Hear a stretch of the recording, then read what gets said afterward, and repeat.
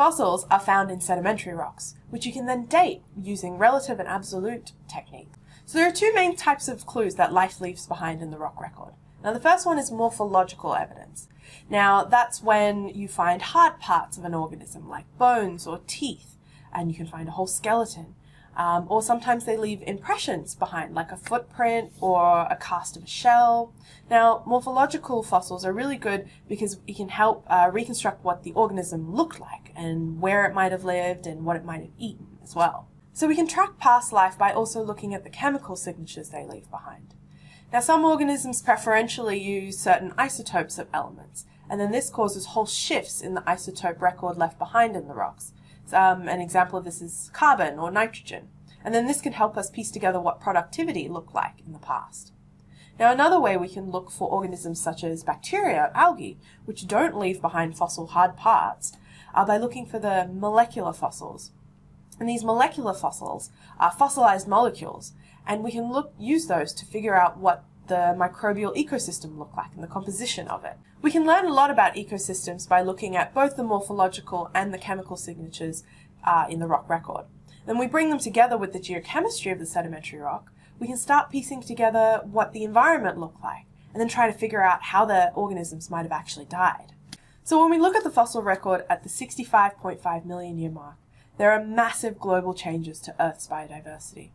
We see the disappearance of major groups of life, whole branches of life just disappear, such as the marine and flying reptiles, non-avian dinosaurs, and ammonites. We just don't see these fossils again in the rock record. And then things like plankton and land plants, they also reduced in diversity.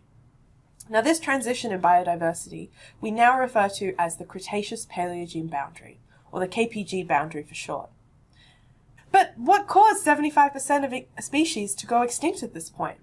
Well, we can look at the geochemical evidence of the rocks, and let's try and figure it out. Now, when scientists started measuring some of the elements in the rocks around this KPG boundary, they found this unusual spike in an element called iridium.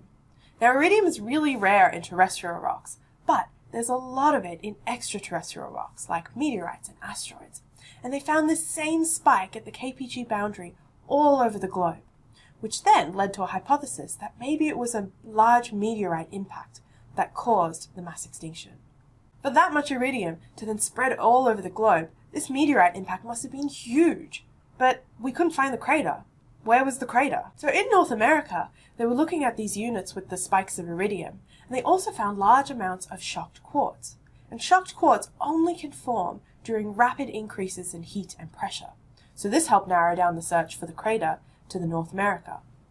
Scientists finally found the crater under sediments off the Yucatan Peninsula of today's Mexico. And using magnetic and gravity anomaly studies and also using drill cores, they figured out that the crater was over 180 kilometers in diameter.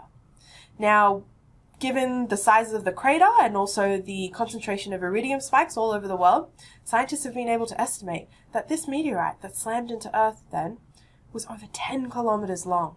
Now, with a meteorite impact this big, it would have ejected millions of tons of material into the atmosphere. This would have blocked sunlight and resulted in global cooling. And we can actually see evidence for this global cooling using fossilized molecules that have been preserved in the rock record.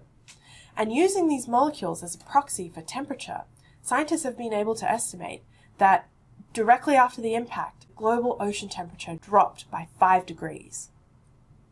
So during this same period, we see massive shifts in the carbon isotopic record, and this gives us an indicator of biological productivity. With the blockage of sunlight, photosynthetic organisms were not getting the sunlight they need as their energy source, which led to the complete collapse of primary productivity in the oceans. So bringing together all these different lines of geochemical and fossil evidence, we were able to strengthen the hypothesis that it was a meteorite impact, and then all the resulting changes to the Earth's environments from this meteorite impact that led to the KPG mass extinction.